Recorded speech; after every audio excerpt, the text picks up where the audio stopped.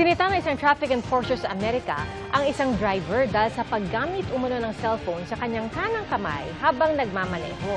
Pero ang kaso, wala namang kanang kamay ang driver na sinasabing ginamit niya sa paghawak sa cellphone. You not have your phone on your hand. I did not. You did not have your phone in I your did hand. not. Hand to God, you did not have your phone in your hand. Hand to God. Nang kumprontahin, iginit ng driver na mali ang iniisip ng enforcer dahil putol ang kanyang kanang kamay. Sa kabila po nito, tinakitan pa rin ng enforcer ang driver. Nangyari ito nito lang Pebrero at batay sa ulat ng US media, dinismiss ng korte ang traffic violation ng sinitang driver.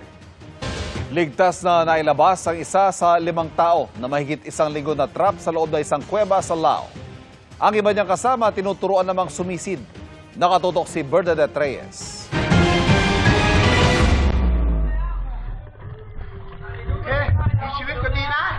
Balot ng putik ng matagpuan ng rescuers ang 5 Lao nationals sa isang kuweba sa Sai Song Bun province sa Laos. Ayon sa isang local volunteer group at state media, nagtungo sila sa kuweba para maghanap ng ginto. Inabutan sila ng malakas na ulan hanggang sa gumuho ang lupa at naharangan ng labasan ng kuweba. Mahigit 1 linggong na-trap ang mga biktima bago natunton ng mga rescuer. Pahirapan ang rescue operation dahil bukod sa makitid at malalim ang daanan, kailangan ding sumisid para marating ang mga biktima.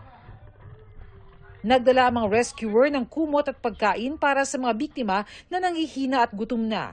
Oras ang kalaban lalo't ayon sa isang Thai rescuer, unti-unti nang lumalala ang kalusugan ng mga biktima.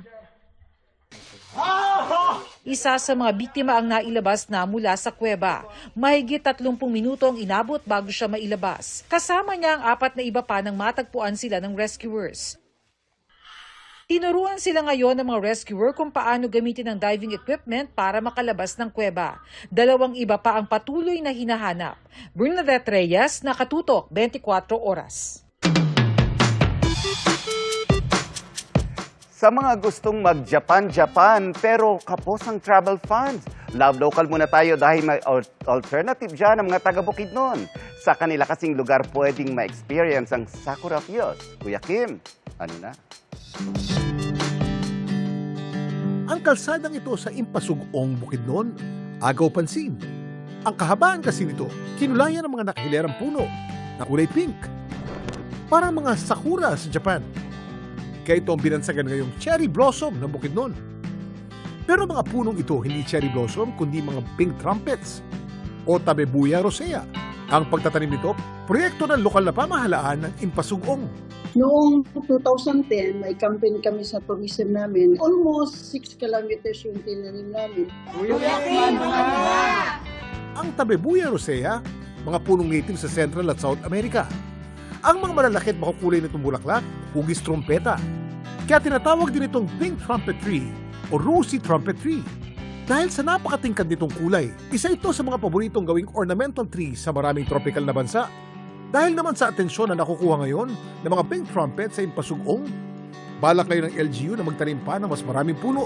We're trying to plant more trees kasi yung mga tao na-appreciate nila. So ngayon, ang mandate, in every household, magtanim sila ng 3 puno, every family. Yung local government, lahat yung mga touropeers natin at saka yung sa highway, tinaniman namin para for the next 7 to 10 years yung pamulaklak. So makita na din. Tunay ngang mga puno ang sagot para mas luntian, makulay ang kinabukasan. Ito po si Kuya Kim at sagot ko kayo, 24 oras. Humarap po sa media mga kinatawan ng may-ari at kontraktor ng Gumuhong Gusali sa Angeles, Pampanga. Pagtitiyak po na abogado ng may-ari, makikipagtulungan sila sa investigasyon ng mga otoridad. Pero gagawa rin daw sila ng sariling investigasyon. Prioridad nila ang tulungan ng mga biktima. Ayon sa abogado ng contractor, 2 sa mga biktima ang naabutan nila ng tulong. Pero inamin niyang hindi tinanggap ng iba ang tulong pinansyal na ibinibigay nila. Una po namin kinausap yung Office of the Mayor po. Kasi tulad po nun, sila pong pwede pong tumulong sa amin. At ipanaliwanag din po namin, kakailanganin pong pinansyal na tulong. Hindi po tatapos si contractor sa mga assistance na hihingin sa mga families. Number one priority nila to help yung mga Sa ngayon, tuloy-tuloy ang search and retrieval at clearing operations sa Guho. Ang kay Angeles City Mayor John Lasatin, nasa 5% pa lang ang nagagawang clearing operation. At hindi pa nila matukoy kung kailan ito matatapos dahil daw sa hirap ng operasyon. 14 pa rin ang hinahanap. Mga kapuso, lalo pang lumakas at isa na ngayong typhoon ang Bagyong Domeng. Huling namataan ng pag-asang sentro ng bagyo, 815 kilometers silangan ng Northern Luzon. May bugso itong aabot sa 120 kilometers per hour at kumikilos pahilagang kanluran sa bilis na 20 kilometers per hour.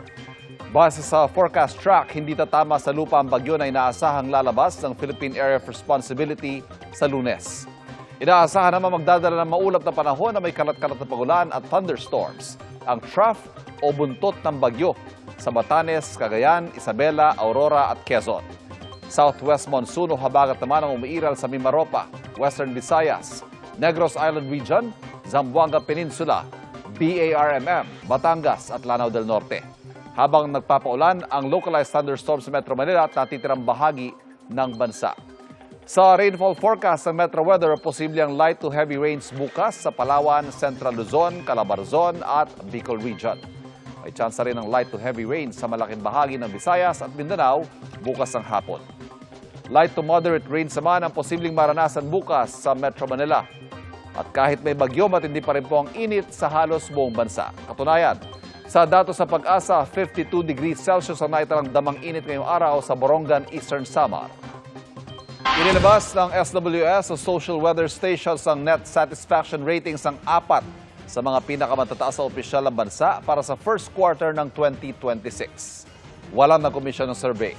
Si Vice President Sara Duterte nagtala ng net satisfaction rating na positive 29. Mas mataas ng 1 point kaysa survey noong last quarter ng 2025. Si Senador Tito Soto na Senate President pa noong isagawa ang survey, positive 15 ang net satisfaction rating, mas mababa ng 1 point. Nagtala naman si House Speaker Bod G.D. ng net satisfaction rating na positive 4, mas mababa ng 1 point sa November 2025 survey. Habang nakapako naman sa positive 9 ang net satisfaction rating ni Chief Justice Alexander Gesmundo. Isinagawa ang survey mula March 24 hanggang 31 sa pamamagitan ng face-to-face interviews ng 1,500 na adults. May margin of error ito na plus or minus 3%.